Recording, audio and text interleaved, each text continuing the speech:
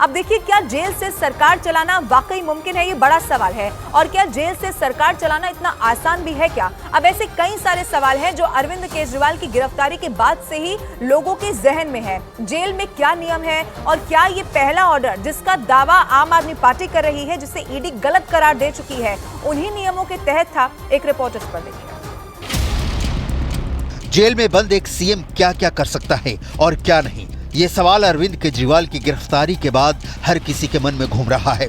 तो चलिए देश के संविधान में और कानून की किताब में इन सवालों के जवाब ढूंढते हैं। जेल से सरकार चलाना कितना प्रैक्टिकल होगा, ये जेल के नियमों से लेकर जेल प्रशासन की इजाजत पर निर्भर करता है। क्या सीएम केजरीवाल जेल से वीडियो कॉन्फ्रेंसिंग के जरिए या सभी मंत्रियों को बुलाकर कैबिनेट मीटिंग कर सकते हैं, फाइलों पर दस्तखत कर सकते हैं? ये पूरी तरह से जेल प्रशासन की मंजूरी पर निर्भर करता है। बिना जेल प्रशासन की मंजूरी के सीएम केजरीवाल कैबिनेट मीटिंग नहीं कर पाएंगे। यानी कि अगर अरविंद केजरीवाल सीएम पद से इस्तीफा नहीं देते हैं और जेल से ही सरकार चलाने की मंशा रखते हैं, तो इसमें जेल प्रशासन की बहुत बड़ी भूमिका होगी। डेफिनेटली ये कोई पहली मर्तबा नहीं हुआ। आपके सामने झारखंड के हुए हैं, पहले भी हुआ है, लेकिन लालू जी हुए हैं। लेकिन गिरफ्तारी होना अगर किसी के खिलाफ ऑफेंस है, कोई अबाबती लॉ तो है नहीं। चाहे एक्स प्राइम मिनिस्टर हुए हैं, आपके सामने इंदिरा जी हुई हैं, नरसिम्हा राव जी पर केस चले हैं, तो कोई ये बड़ी बात नहीं है और कोई नई बात नहीं है।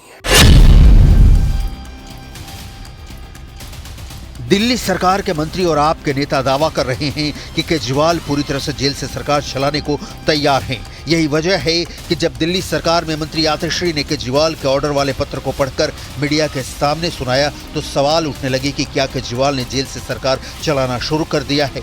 क्योंकि दिल्ली सरकार में मंत्री आतिशी के मुताबिक केजरीवाल ने होली के मद्देनजर दिल्ली में पानी की सप्लाई की कोई कमी न रहे, इसे लेकर जेल से अपना पहला ऑर्डर मंत्री आतिशी को दिया है। जरा देखिए केजरीवाल के पहले ऑर्डर में क्या लिखा है। मुझे पता चला है कि दिल्ली के कुछ इलाकों में पानी और सीवर की काफी समस्याएं हो रही हैं। इसे लेकर मैं चिंतित हूँ। चूंकि मैं जेल में हूँ, इस वजह से लोगों को जरा भी तकलीफ नहीं होनी चाहिए। गर्मियां भी आ रही हैं, जहां पानी की कमी है वहां उचित संख्या में टैंकरों का इंतजाम कीजिए। मुख्य सचिव समेत अन्य अधिकारियों को उचित आदेश दीजिए ताकि जनता को किसी तरह की परेशानी ना हो। जनता की समस्याओं का तुरंत और समुचित समाधान होना चाहिए। जरूरत पड़ने पर उपराज्यपाल महोदय का भी सहयोग लें, वे भी आपकी मदद जरूर करेंगे।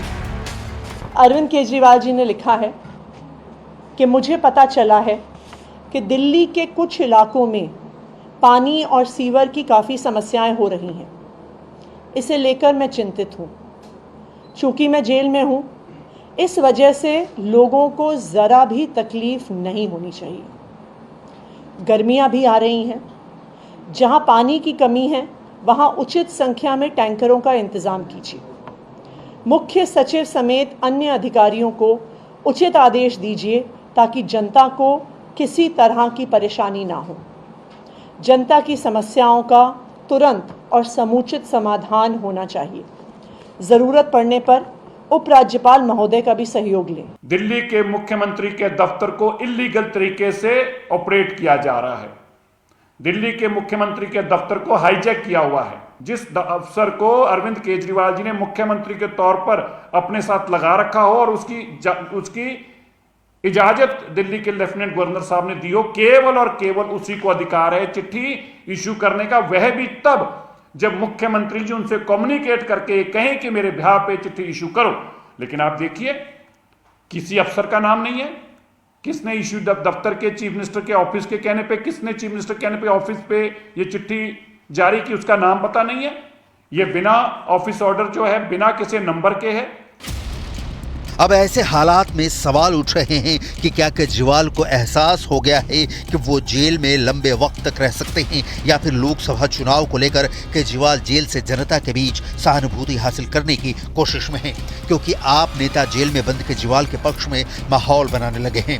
बीजेपी का आरोप है कि दिल्ली सरकार ड्रामेबाजी पर उतर आई है और इसीलिए अब 31 मार्च को दिल्ली के रामलीला मैदान में रैली करने का ऐलान किया जा रहा है। आपका कहना है कि मोदी सरकार के खिलाफ लोकतंत्र को बचाने के लिए ये रैली होने जा रही है। 43 करोड़ का घोटाला स्वयं अरविंद केजरीवाल जैसे किंग है, शराब घोटाले के मास्टरमाइंड है, वो प्रमाण के साथ कॉल रिकॉर्ड, व्हाट्सएप मैसेज, उनकी अपनी उपस्थिति देने के लिए अरविंद केजरीवाल की उपस्थिति हमने कभी नहीं सोचा कि संविधान की कसम खाने वाला, बच्चों की कसम को छोड़ के संविधान की शपथ लेने वाला सरकार का मुखिया हिरासत में हो। दिल्ली ने ये कलम कभी ना अपेक्षित किया, न कभी सोचा, और आज दिल्ली की जनता इसे देखने को मजबूर है। सैकड़ों रेड के बाद, हजारों लोगों को क्वेश्चन करने के बाद आम आदमी पार्टी के किसी भी नेता, किसी भी मंत्री, किसी भी कार्यकर्ता के पास से 1 रुपए की भी प्रोसीड्स ऑफ क्राइम की रिकवरी नहीं हुई। और इन सब के बीच आम आदमी पार्टी ने अपना होली समारोह स्थगित कर दिया है। उसकी जगह वो जगह जगह जाकर जनता से मुलाकात करने वाले हैं। होली का जो कार्यक्रम है उसे स्थगित कर रहे हैं, होली का कार्यक्रम नहीं करेंगे और जगह जगह जनता से जा करके हम मिलेंगे, लोगों से गले मिलेंगे और उनको संदेश देंगे कि आज देश को बचाना हम सबकी जिम्मेदारी है।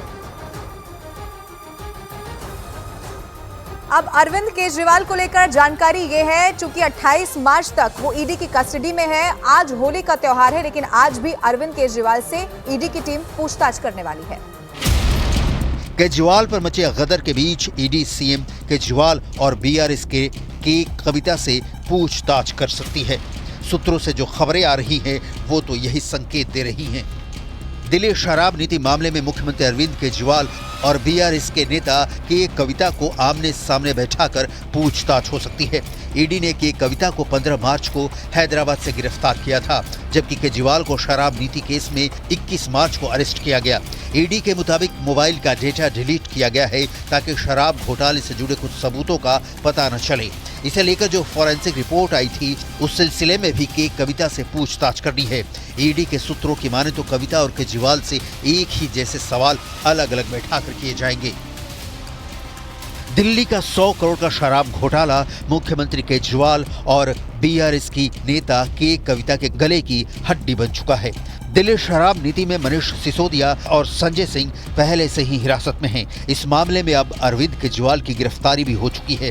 केजरीवाल 28 मार्च तक ईडी की हिरासत में रहने वाले हैं, जहां उनसे जांच एजेंसी पूछताछ कर रही है। ईडी की गिरफ्तारी के खिलाफ केजरीवाल ने दिल्ली हाईकोर्ट का दरवाजा भी खटखटाया था।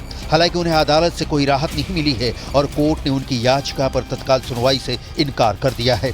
वहीं बीआरएस नेता के कविता को 26 मार्च तक ईडी की रिमांड पर भेज दिया गया है। कुल मिलाकर अब देखना होगा कि क्या आपकी रैली और सड़क पर प्रदर्शन केजरीवाल की मुसीबत कम कर पाएंगी या नहीं।